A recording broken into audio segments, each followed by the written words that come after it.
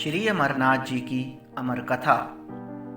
श्री पार्वती जी ने कहा, प्रभु, मैं अमरनाथ की यात्रा की महिमा सुनना चाहती हूँ, जिसके सुनने से जन्म जन्मांतर के ताप पाप मिट जाते हैं। जगत स्वामिन, आप श्री अमरनाथ के लिंग का महात्म्य तथा मार्ग के तीर्थों का वर्णन कीजिए।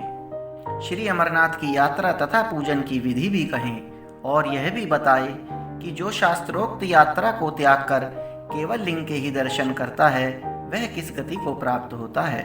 भगवान श्री शंकर ने कहा, मनुष्य श्री अमरनाथ जी की यात्रा करके शुद्धि को प्राप्त करता है तथा शिवलिंग के दर्शनों से भीतर बाहर से शुद्ध होकर धर्म अर्थ काम वचन तथा मोक्ष को प्राप्त करने में समर्थ हो जाता है।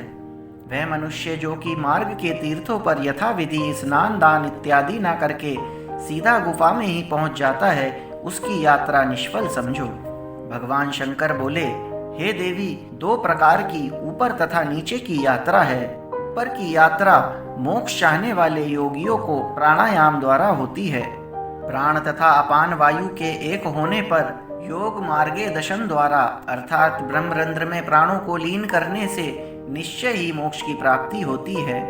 वह दोनों प्रकार की यात्रा धर्म अर्थ काम तथा मोक्ष के इच्छुकों को करनी चाहिए। निचली यात्रा यानी पैदल यात्रा से मनुष्यों के संपूर्ण पाप दूर होकर चित्त निर्मल हो जाता है और इसी तरह हठ योग और राजयोग से तीर्थ पर किसी अच्छे विद्वान पंडित द्वारा अमर कथा सुनने से पुरुष ज्ञान अधिकारी हो जाता है।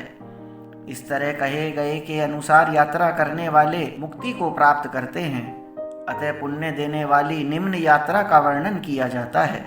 श्रीनगर में विघ्नों का नाश करने वाले श्री गणेश जी की पूजा करें। रीति के अनुसार भगवान श्री शंकर का स्मरण करता हुआ वहां से बाहर निकलकर षोडश तीर्थ पर स्नान तथा आचमन करके शिव की ओर बढ़े।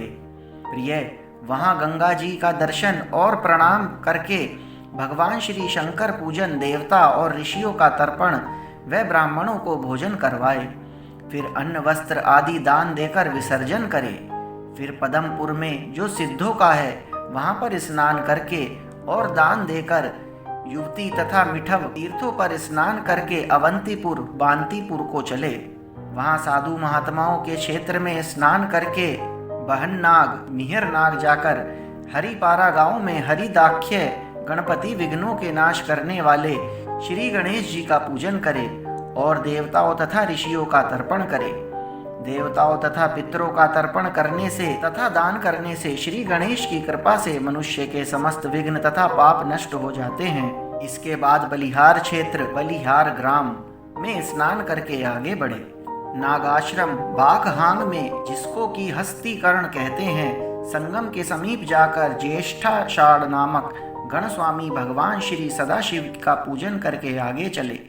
तीनों तापों तथा मलों का नाश करने वाले तीर्थ जल में स्नान व आचमन करके चक्र नामक तीर्थ चक्रधर पर जाकर स्नान करके देवताओं तथा ऋषियों का तर्पण करे और सोने का चक्र बनाकर ब्राह्मण को दान देवे।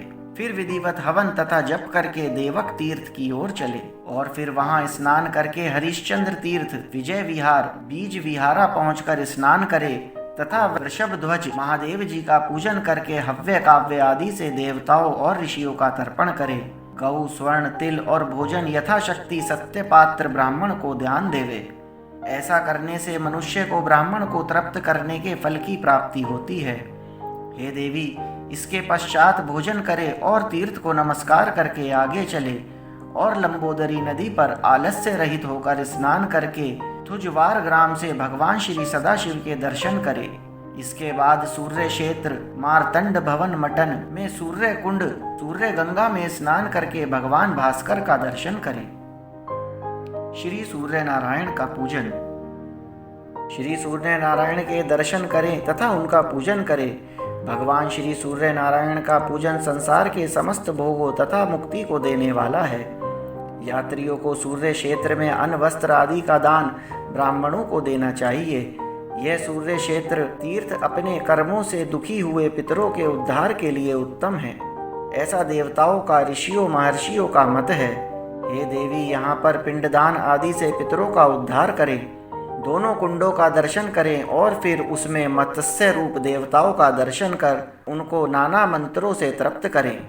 पश्चिमी वाहिनी गंगा में स्नान करके पितरों के उद्धार के लिए श्राद्ध करें। इसके बाद सत्कार साकरस स्थान में पहुँचें, स्नान करें और श्री गणेश का पूजन करें और फिर भद्राश्रम में जाएं। फिर परम पवित्र है शीर्ष सिलगाम आश्रम में तथा स्त्र शिवतर क्षेत्र में और गंगा जल में स्नान करके संध्या वंदन आदि नित्य क्रिया करें। सरलक सलर ग्राम में पहुंचकर पवित्र अनंतनाग तालाब के जल में स्नान कर उत्तम बालखिल्य आश्रम को जाना चाहिए। बालखिल्य तीर्थ का महात्म्य है। हे देवी, अब मैं पाप ताप को हरने वाले तथा चित्त को शुद्ध करने वाले बालखिल्य तीर्थ का महात्म्य कहता हूँ, ध्यान पूर्वक सुनो। पूर्व काल में बालखिल्य नामक महर्षियों ने घोर तप किया। फिर भगवान श्री विष्णु ने मेघ सदृश गंभीर वाणी से कहा, मैं तुम्हारे तप से अत्यधिक प्रसन्न हूँ, अतः तुम मुझसे वर मांगो। ऋषियों की प्रार्थना सुनकर भगवान श्री विष्णु ने अपने चरणों से धरती को छूकर वहां से गंगा को प्रकट किया और उसके साथ ही उन लोगों को यह वरदान भी दिया कि प्रलय पर्यंत बालखिल्य तीर्थ लोगों को पवित्र करता रहेगा। पवित्र और पुण्य खिल्यायान तीर्थ पर मनुष्य स्नान दान तथा जप पूजा करे तो उसे स्वर्ग की प्राप्ति होती है। उस बालखिल्य तीर्थ पर जगत गुरु सर्वव्यापी नारायण का पूजन करें, जो कि नाना प्रकार के भोगों तथा मोक्ष के प्रदान करने वाले हैं। तीर्थ पर स्नान और यथाशक्ति दान देकर महावन गणेश बल में श्री गणेश जी का पूजन करें। गणेश बल पहलगांव में है। हे सुंदरी, श्री गणेश जी को नमस्कार करके लड्डुओं तथा शीर का भोग लगावें। कथा अगले अंक में जारी रहेगी।